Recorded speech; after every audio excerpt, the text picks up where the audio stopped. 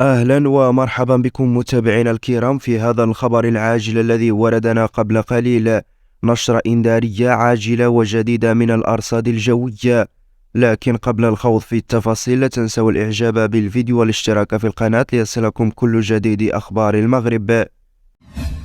أفادت المديرية العامة للأرصاد الجوية بأن أمطارا قوية أحيانا رعدية وتساقطات ثلجية وهبات رياح قوية مرتقبة يوم الاثنين وغدا الثلاثاء بعدد من مناطق المملكة.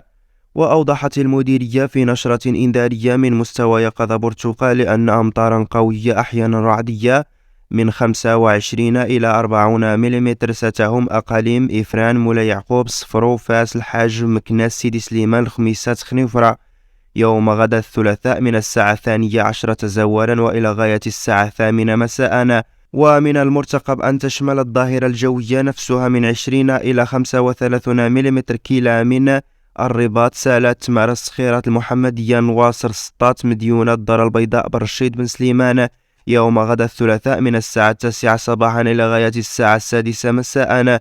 وأضافت المديرية أن تساقطات ثلجية من 20 إلى 40 سنتيمتر ستهم أقاليم إفران، بولمان، بني ملال، الظلال، خنيفرة، ميدلت يوم غدا الثلاثاء من الساعة 10 صباحا إلى غاية الساعة 11 ليلا.